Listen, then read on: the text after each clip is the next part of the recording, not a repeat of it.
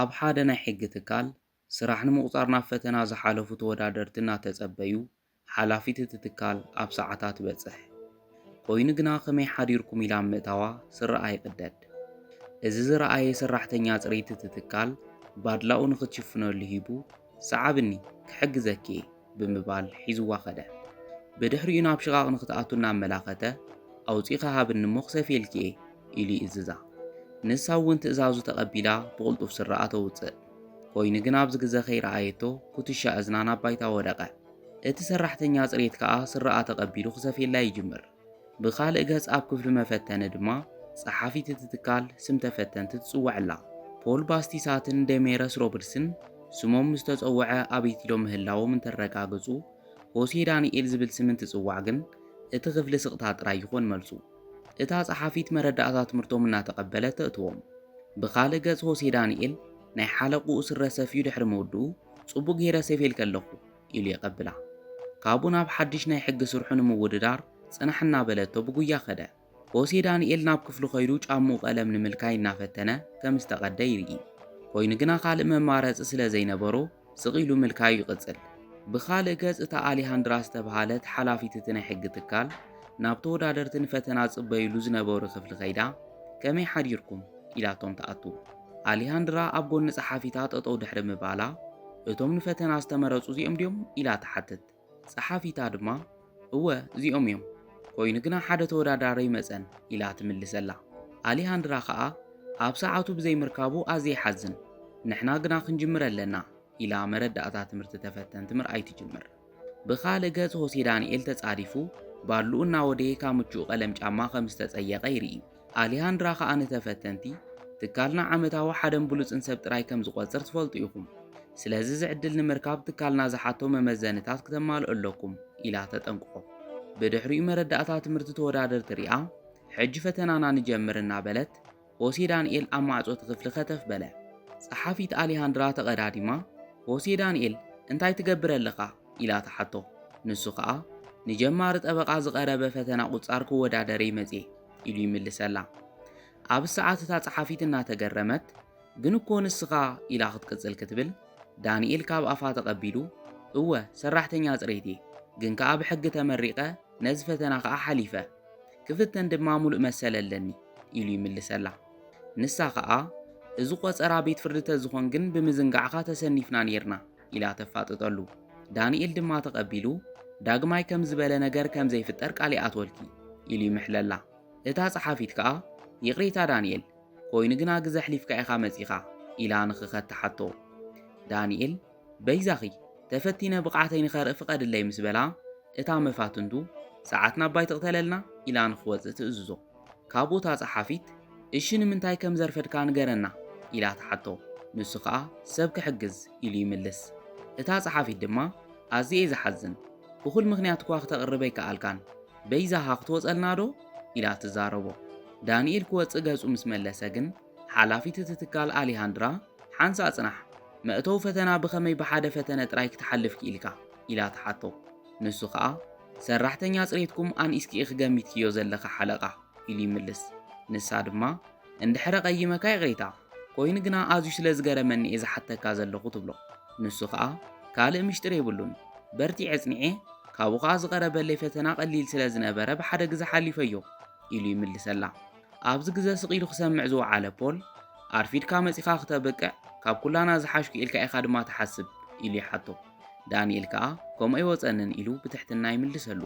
ብድሕሪኡ ኣሊሃንድራ ምፍታንካን ዘይምፍታንካን በዛ ሕቶ ይኽውሰን ስራሕ ዳይና ሕጊ ምኽባር ድዩ ወይስ ፍትሒ ምስፋን ኢላ ተሓቶ። ዳንኤል ከዓ ፍትሒ እናስፈነ ኣብ ተመሳሳሊ ሰዓት ድማ ሕጊ ክኽበር ክገብር ኣለዎ እቲ ሓደ ብዘይቲ ካልእ ትርጉም ኣይህብን ኢሉ ይምልሰላ። ኣሊሃንድራ ስዒባ ስለዚ ብመሰረት መልስኻ ኣብዚ ሕጂ ሰዓት ሕጊ ክኽብር ኣለኒ ኮይኑ ግና ዘርፈድካሉ እኹል ምኽንያት ስለ ዘሎ ውሳነ ኢፍትሓዊ ክኾን እዩ ኢላ ትዛረብ። ንሱ ከዓ ጽቡቕ ኣለኻ ሓለቓ ፍትሒ ምኽንያታዊ እንድሕር ደኣ ኮይኑ ሕጊ ኣይጥሕስን ይብላ። ኣሊሃንድራ ከዓ ስዒባ ስለዚ ብናትካ መልሲ መሰረት ኣብዚ ሕጂ ሰዓት ሕጊ ክኽብር ኣለኒ ኮይኑ ግና ዘርፈድካሉ እኹል ምኽንያት ስለ ዘሎ ውሳነ ኢፍትሓዊ ክኾን እዩ ኢላ ትዛረብ። ንሱ ከዓ ጽቡቕ ኣለኻ ሓለቓ ፍትሒ ምኽንያታዊ እንድሕር ኮይኑ ሕጊ ኣይጥሕስን ይብላ። ንሳ ከዓ ኮይኑ ግና ኣብ ግዜኦም ንዝመፁ መሰተታትካ ይፍትሓዊ ኢኹኾን ኢላ ትሓቶ። ንሱ ከዓ ኣይኾንን ሓለቓ፣ ምክንያተይ ካብ ዓቕሚ ንላዕሊ ዝኾነ ምክንያት ምዃኑ ተሪፉ ስንፍና ተዝኾን ከምኡ ምኾነ ፍትሒ ድማ ኩሉ ግዜ ሓለፋ እምበር ሕማቕ ኣጋጣሚ ወይ ድማ ዘይምግጥጣም ኣየውግዝን። መስርሕ ፍትሒ ነዘፈላላይ እንድሕር ክርኢ ዘይክኢሉ ንሱ ገዲፍና ባህላዊ ስርዓት ምጥቃሚ ሒሸና ኢሉ የረድኣ። ኣሊሃንድራ ተቐዲዱ ዝተሰፈየ ስርዓ ድሕሪ ምርኣያ ኣቶ ዳንኤል በይዛኻ ኮፍ በል ኢላ ንፈተና ብቑዕ ምዃኑ ትገልጸሉ። ኮይኑ ግና ቅድሚ ፈተና ምጅማሮም ፖል ይቕሬታ ናይ ብሓቂ ምስ ሰራሕተኛ ፅሬት ብሓደ ክትፍትንና ኢኺ ኢሉ ብንዕቐት እናረኣየ ሓታ። ንሳ ድማ መሊሳ ኢሂ እንታይ ፀገም ኣለዎ ኢላ ተሓቶ። ሰራሕተኛ ፅሬቶም ናብ ጠበቃነት ዕብዮም ተባሂሉ እንድሕር ደኣ ተወርዩ ንስም ትካልኩም እውን ጽቡቕ ኣይኮነን ኢሉ ምስ መለሰ ፀሓፊታ እውን ተቐቢላ ይቕሬታ ግበርለይ እምበር ኣነ እውን ብሓሳብ ዝጠበቃ ይሰማማዐ ኢላ ደጊፋቶ ሓሳባ ትገልጽ። ኣሊሃንድራ ግን እዚ ሰራሕተኛ ፅሬት እኮ ኩሉ ንፈተና ዘልዩ ረቑሕታት የማልኡ እዚ ተዘየኽቢርና ደኣ ትካልና ከመይ ገይሩ ፍትሒ ንምስፋን ይሰርሕ ክብል ኢላ መሊሳ ተሓቶም። ፀሓፊታ ግን ዝሓተተታ ምምላስ ገዲፋ ናይ ብሓቂ ንዕኡ ክትብል ስም ትካልኪ ኣብ ሓደጋ ንምውዳቕ ትደፍሪ ኢላ ተሓታ። ኣሊሃንድራ ከዓ ብዛዕባ ስምን ክብርን ዝምልከት ንዕኡ ዝተመደበ ጉጅለ ትካልና ክምርምሮ እዩ፣ ሕጂ ናብ ፈተናና ንሕለፍ ኢላ ትእዝዞም። ብድሕሪኡ ናብ ቀዳማይ ሕቶኣ ብምስጋር ሓደ ጓሉ ብጽኑዕ ዝሓመመ ሰብኣይ ንጓሉ መሐከሚ ዝኾኑ ወሰንቲ መድሓኒታት ሰሪቑ ከም ሰረቐ ድማ ብካሜራ ተታሒዙ መረዳእታ ቀሪብሉ ንሱ እውን ገንዘብ ከም ዘይነበሮን ጓሉ ብኣፍ ሞተ ተታሒዛ ከም ዝነበረትን ብምግላጽ ኣሚኑ እዩ። ሕጊ ብገበን ስርቂ ከሲስዎ ኣሎ፣ ብናትኩም ሓሳብከ እዚ ሰብ ገበነኛ ዲ ኣይኮነን ኢላ ተሓቶም። ፖል ቀዲሙ እወ ገበነኛን ፈረቓን እዩ፣ ምክንያቱ ብዘየገድስ ስርቂ ገበን እዩ ኢሉ ይምልስ። ጠበቓ ሮቢለስ እውን ብሓሳብ መሳርሕተይ ይሰማማዐ፣ ንጋሉ ዝኾን መድሓኒት ስለ ዘይነበሮ ጥራይ ገበን ካብ ምዃን ዓደ ይውዕልን ኢላ ትምልስ። ጠበቓ ዳንኤል ታርኡ ምስ በጽሐ ድማ እወ በደለኛ እዩ፣ ኮይኑ ግና እቲ ዳይና ወድዓዊ ሓቅታት ኣብ ግምት ብምእታው እንድሕር ደኣ ኩነታት ተገዲድዎ ወይ ድማ መማረፂ ሲኢኑ ገይርዎ ኮይኑ ክምርምር ኣለዎ ድሕሪ ምባል ብርግጽ ካብ ተሓታትነት ነፃ የብሎን፣ ኮይኑ ግና ቅፅዓት ክቕነሰሉ ይኽእል እዩ ኢሉ ይምልስ። ኣሊሃንድራ ብተመስጦ ክትሰምዖ ድሕሪ ምጽናሕ ስለዚ ብናትካ ተሓሳስባ እቲ ዳይና ክቐፅዖ የብሉ እንዲኻ ትብል ኢላ ደጊማ ተሓቶ። ዳንኤል ከዓ ብርግጽ ክቕጻዕ እዩ፣ ኮይኑ ግና ዝግብኦን ፍትሓውን ክኾን ኣለዎ ኢሉ የረድእ። ካብኡ ኣሊሃንድራ ናብ ካልኣይ ሕቶኣ ብምስጋር ሓንቲ ሰበይቲ ኣብ ሓደ ቆራር ምሸት ኣብ ካፌ ጽላላ ረሲዓቶ ኸይዳ ብድሕሪኡ ሓደ ሰብኣይ ይረኽቦ እሞ ኣጽሊሉሉ ናብ ገዙ ይኸድ። ድሕሪ ሰዓታት ግን ኣብቲ ጽላል ናይ $1,000,000 ዕድል ዘለዎ ትኬት ሎተሪ ከም ዘሎ ፈለጠ። እታ ጓል እቲ ስልማት ንኽውሃባ ሓቲታ፣ ንሱ ግና ንምሃብ ፍቓደኛ ከይኮነ ይተርፍ። እቲ ስልማት ንመን ይግብኦ? ንወናኒት እቲ ጽላል ዶ ወይስ ነቲ ዝረኸቦ ሰብኣይ ኢላ ሕቶኣ ምስ ወድአት ሮቢለስ እቲ ስልማት ነቲ ሎተሪ ትኬት ዝረኸበ ሰብኣይ እዩ ዝግባእ፣ ምክንያቱ እቲ ሰብኣይ ነቲ ጽላል ወዲቑ ይረኺብዎ፣ ክቕጽል ከዓ ኣብ ውሽጢ ሎተሪ ከም ዘለዎ ይፈለጠን ነይሩ ኢላ ትምልስ። ጠበቓ ፖል እውን ቁሩብ ድሕሪ ምሕሳብ ብሓሳብ መሳርሕተይ ይሰማማዐ፣ ተዘይኮይኑ ድማ እቲ ስልማት ፍርቂ ፍርቆም ክካፈልዎ ኣለዎም ኢሉ ይምልስ። ኣብ መጠረሽታ ዳንኤል እቲ ስልማት ነታ ጓል እዩ ዝግባእ፣ እቲ ጽላል ናታ ስለ ዝኾነ ኣይኮነን፣ ኮይኑ ግና እቲ ትኬት ሕጋዊ ወናን ኣለዎ ኢሉ ይምልስ። ኣሊሃንድራ ምክንያቱ ንኸረዳኣ ምስ ሓተተቶ ድማ እታ በዓልትናይ ረሲዓቶ እምበር ኮነይላይ ደብረየቶን፣ ስለዚ እቲ ሰብኣይ ክምልሰላ ኣለዎ ኢሉ ሓሳቡ ወድአ። ብድሕሪኡ ኣሊሃንድራ ብናትካ ምልከታ ዕድልን ኣጋጣምን ኣብ ሕጊ ቦታ የብሎምን ማለት ድዩ ኢላ ተሓቶ። ንሱ ድማ ብፍጹም የብሎምን፣ ዕድል ገንዘብ ክህብ ይኽእል ይኾን መሰል ግን ኣይህበካን ኢሉ ሓሳቡ ይገልጽ። ኣብ መጠረሽታ ኣሊሃንድራ ድሕሪ 10 ደቂቕ ተዓዋቲ ክነፍልጥ ኢና፣ ንሕጂ ግን ኣብ ደገ ክጸንሑ ኢኹም ኢላ ንኽወፁ ትሕብረሎም። እግሪ ምውፅኦም ፀሓፊታ ናብኣ ብምቕራብ መቸስ ነቲ ሰራሕተኛ ፅሬት ክትቆፅርዮ ይሓሰብክንወ ኢላ ተሓታ። ኣሊሃንድራ ከዓ ከመይ ንፉዕ ከም ዝኾነ ይረኣኽ እንዲኺ ኢላ ንሕቶ ኣብ ሕቶ ትምልስ። እታ ፀሓፊታ ስዒባ ግን እኮ እንድሕር ሰራሕተኛ ፅሬት ጀማሪ ጠበቓ ክኾን ክኢሉ ብዙሓት ሰባት ትካልና መመዘንታቱ ከም ዘውረደ እዮም ክግምቱ ኢላ ትምልሰላ። ኣሊሃንድራ ድማ ክኾን ይኽእል እዩ፣ ኮይኑ ግና ኣቶ ዳንኤል ከመይ ዝበለ ንፉዕ ጠበቓ ምዃኑ ምስ ረኣዩ ትካልና መበገሲኦም ዘርኦምን መጠን ሃብቶምን ብዘየገድስ ንኹሉ ሰብ ማዕረ ዋጋ ከም ዝህብ ክፈልጥዮም ኢላ ትምልሰላ። ኣብ መጠረሽታ ፀሓፊት ከም ዝበልክየ ይኹን ትጋገይ ከም ዘይትህለው ግን ተስፋ ይገብር ኢላ ትዛረባ። ካብኡ ርእሲ ዕላለን ብምቕያር ስረኸ እንታይ እዩ ኮይኑ ኢላ ተሓታ። ኣሌሃንድራ ከዓ ነዊሕ ታሪኽ እዩ ጸኒሐ ክነግረክ እየ ሕጂ ናብ ስራሕና ንመለስ ኢላ ትምልሰላ። ብኻልእ ገጽ ኣብ ደገ ምስ ወፁ ሮቢለስ ንዳንኤል ተሓልፍ ዶ ይመስለካ ኢላ ተሓቶ። ንሱ ከዓ ከም ዝመስለኒ ንኩሎም ሕቶታት ግቡእ መልሲ ሂበ ኢሉ ይምልሰላ። ካብኡ ወሲዒባ ክኾን ይኽእል እዩ ኮይኑ ግና ንስሞም ክብሉ ኣይመርፁኻን ትብሎ። ፖል እውን ተቐቢሉ እንድሕር ደኣ ጠበቓ ንምዃን ትደሊ ነርካ ንምንታይ ኢኻ ሰራሕተኛ ጽሬት ኮንካ ኣብዚ ትካል ንምስራሕ መሪፅካ ኢሉ ይሓቶ። ዳንኤል ግን ንሕቱኡ ምምላስ ገዲፉ መን ከፍ ኢሎም ይርካ ኢሉ ይሓቶ። ፖል ከዓ ኣቦይ ኢሉ ይምልስ። ካብኡ ዳንኤል ኣነ ግን ዋላ ሓደ ዝኸፍለለይ ሰብ ኣይነበረንን ስለዚ ከዓ እናሰራሕኩ ተማሂረ ኢሉ ይዛረቦ። ካብኡ ፖል ተቐቢሉ በዚ ምክንያት ዲኻ እሞ ነቲ ስራሕ ብቑዕ ኢልካ ተኣምን ዘለኻ ኢሉ ይሓቶ። ዳንኤል ከዓ በመጻጽአይ ከይኮነስ ንዝቐረቡ ሕቶታት ስለ ዝመለስኩ ጥራኤ ክሓልፍ ተስፋ ዝገብር ኢልዎም ይኸድ። ንሱ ምስ ከደ ሮቢለስ ንፖል ንኸይምለስ ዝኾነ ነገር ክንገብር ኣለና ኢላ ትመኽሮ። ፖል ከዓ ግዲ የብልክን ኣይመርፅዎን እዮም ኢሉ ይምልሰላ። ሮቢለስ ግን እናሓረቐት ተተመሊሱ ምዕዋቶ ይተርፎን ንኸይመጽእ እንድሕር ጌርና ጥራይ ኢና ሓዲና ክንዕወት ንኽእል ኢላ ትምልሰሉ። ኣብዚ ግዜ ፖል ብኣግራሞት እንታይ ዲኻ ሓሲብኪ ኢሉ ይዛረባ። ንሳ ድማ ሰዓበኒ ኢላ ምውራት ትጅምር። ብኻልእ ገጽ ዳንኤል ናብ ክፍሉ ኸይዱ ዝተቐደደ ጫምኡ እናረኣየ ንኑ ፖል መፂኦም ብድሕሪት ይዓጽዎ። ዳንኤል ድምፂ ሰሚዑ ብምኻድ ክፈቱን እናበለ ዋላ እኳ ደጋጊሙ ተተዳሃየ ሰማዕ ግን ክረክብ ኣይከኣለን። ድሕሪ ደቓይቕ ተፈተንቲ ውፅኢቶም ንምፍላጥ ናብ ውሽጢ ቤት ጽሕፈት ንኽኣቱ ይጽውዑ። ፖልን ሮቢለስን ምስ ኣተዉ ኣሌሃንድራ ብጻይኩም ከድኣ ኢላ ተሓቶም። ንሶም ግን ከም ዘይረኣይዎ ይዛረብዋ። ኣብ ሰዓት እታ ጸሓፊት ነጊረክ እኮ ካብ ፈለማ ክንኣምኖ ይነበረናን ኢላ ትዛረባ።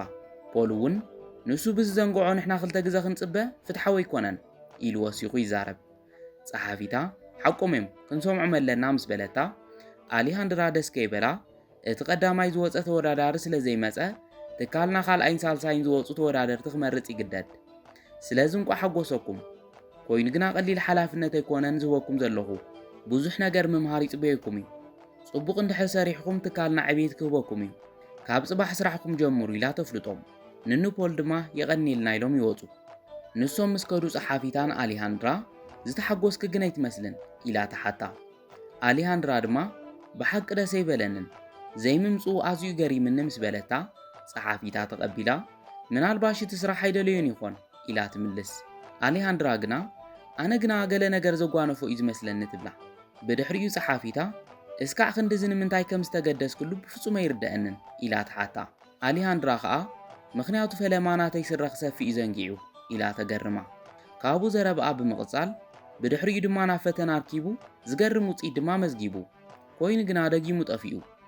እዚ ከዓ በኋላ ሓንቲ መለክዕ ትርጉም ኣይህብን ትብላ። ጸሓፊታ ድማ ኣሌሃንድራ ኣብ ስራሕ ኩሉ ነገር ትርጉም ኣይህብን ጽባሕ ጽሬት ክሰርሕ ምስ መጸኽ ተሓትዮ ኢኺ ሕጂ ግን ቆፀራ ዶክተር ስለ ዘለኒ ክኸደ ደሓንኩኒ ኢላታ ትኸድ። ኣሌሃንድራ ቻው ኢላ ድሕሪ ምስንባታ ዝጠፍአት ኩትሻ እዝና ክደሊ ናብ ሽቓቕ ትኸድ። ኩትሻ ኣብኡ ረኺባ ክትወፅእ ግን መኻዚኖት ትካል ብሓይሊ ክንኩሕኳሕ ሰሚዓ ናብኡ ትኸድ። ብዝገርም መልክዑ ከዓ ዳንኤል ብውሽጢ ተዓፅዩ ሓገዝ እናለመነ ረኺባ ትኸፍቶ። ዳንኤል ካብ ውሽጢ ምስ ወፀ መንደቕ ዓፂካ ኢላ ተሓቶ። ንሱ ከዓ ኣይፈልጥን ኮይኑ ግና እቶም ክልተ መወዳድርተይ ከም ዝኾኑ ርግፀኛ እየ ኢሉ ይምልሰላ። ኣሌሃንድራ ኣብ ስለ ዝተዓፀኻ ዲኻ ውፅኢት ክንገር ከሎ ዘይተረኸብካ ኢላ ትዛረቦ። ንሱ ድማ ሓቂ እዩ ሕጂ ግና ስዕረተይ ካብ ምቕባልን ስራሕ ጽሬት ካብ ምቕጻልን ወፃእ ካልእ መማረፂ የብለይን ይብላ። ኣሌሃንድራ ግና ኣይኾንን ኩሉ ብፍትሓዊ መገዲ ኢና ክንፈትሖ ጽባሕ 2 ሰዓት መእከብ ኣዳራሽ ንራኸብ ኢላቶ ትኸድ። ዳንኤል እናገረሞ ንምንታይ ኢሉ ይሓታ። ንሳ ድማ እቲ ውድድር ኣሰኒፍካ ኢኻ ስለዚ ንስኻ ኢኻ ትሓልፍ ዘለካ ኢላ ተበስሮ። ዳንኤል ብዘይምእማን እቶም ካልኦት ተወዳደርቲኸ ብተወሳኺ ሓሳበይ ዘረጋግጽ መረዳእታ እውን የብለይን ኢሉ ይሓትት። ኣሌሃንድራ ግን ንስኻ ዘጨንቕ የብልካን ኩሉ ባዕለይ ክፈትሖ እየ ኢላ ትዛረቦ። ንጽባሒቱ ንጎ ፖልን ሮቢለስን ኣብ ሰዓቶም ይርከቡ። ኣሌሃንድራ እውን መፂያ ንኽልቲኦም ወረቓቕቲ ብምሃብ ኣንብብዎ ትብሎም። ሮቢለስ እናገረማ እንታይ እዚ ኢላ ትሓትት። ፖል እውን ብሕርቃን ንምንታይ ኢኺ ዝትህብና ዘለኺ ኢሉ ይሓታ። ሮቢለስ ከዓ ካብ ግምት ተበጊስኪ ከምዚ ክትገብረ ይግባእን ኢላ ሕርቃና ትገልጽ። ኣሌሃንድራ ግን ብህድኣት ዝገበርኩሞ ባዕልኩም ትፈልጥዎ ኢኹም ፈርሙ እሞ ኩሉ ነገር ኣብ ዝነእኽሎ ተዘይኮይኑ ግና ናብ ካልእ ኢና ክነምርሕ የግዳስ ተሮ ፈርሙ ትብሎ። ኣብ መንጎ ዳንኤል ምስ መጸ ፖል ብዘይ መረዳእታ ክትከሰና ኣይትኽእልን ኢሉ ይዛረቦ። ዳንኤል ከዓ ኣነ ኮንኩን ከሲሰኩም እቶም መረዳእታታት ባዕሎም የመጋሊጾምኹም ሰብ ብዘይ ፍቓዱ ብድሕሪት ምቑላፍ ገበን እዩ። ብፍላይ እዋን ፈተና ጉድለ ስነ ምግባርን ገበን ኣንጻር ሰብኣውነትን እዩ። ስለዚ ኮሚቴ እንድሕር ወሲኑ ክትስጎጉ ኢኹም ናብ ሕግን ተምሪሕና ድማ ገበን ይኹኾን ኢሉ ይዛረቦም። ካብኡ ኣሌሃንድራ ተቐቢላ ኣነ ክኸሰኩም ምደለኹ ሆሴ ዳንኤል ግን ኣብ ኢድኩም ዘሎ መፍትሒ ንክህበኩም ለሚንኒ ስለዚ ዝተዋሃበኩም ዕድል ተትጥቀሙ ይሕሽ ኢላ ተጠንቅቖም። ካብኡ ፖል ብሕርቃን ኢዱ እናወጣወጠ ኩሎም ሚድያታት እዚ ሃገር ትካልኩም ካብ ቡቕዓት ጠበቓታት ንላዕሊ ሰራሕተኛ ጽሬት ክቆጽር ከም ዝመረጸ ክሑስ እየ ኢሉ የፈራርሓ።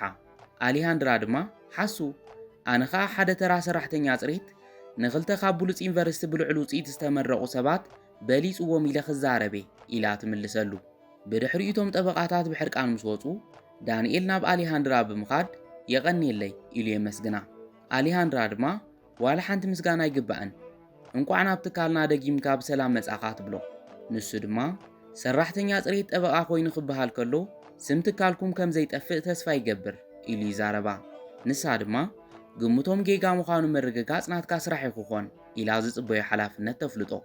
ኣብ መንጎ ዝጸሓፊት መጽያ ዳንኤል እንኳዕ ብድሓን መጻኻ ብጌጋ ስለ ዝገመትኩኻ ይቕረ ግበረለይ ትብሎ። ዳንኤል ፈጺመ ይተቐበልኩኽን ምስ በላ እሺ ዝፍረም መረዳእታ ከም ጸልካ ኢላቶ ትኸድ። ኣሌሃንድራ እውን ጽቡቕ ጉጅለ ከም ንምስርት ተስፋ ይገብር። ናይ መጀመርታ ስራሕ ጥብቅናኻ መጺልካ እዩ ሪእኻዮ ዶ ትብሎ። ንሱ ድማ እወ ናይ መጀመርታ ስራሐይ ሰራሕተኛ ጽሬት ንዝኾነ ሰብ ምጥባቕ ብምዃኑ ተሓጒሰ እየ ኢሉ ይምልሰላ። ኣብ መጠረሽታ ድማ ሰላም ተባሃሂሎም ይመሰጋገኑ።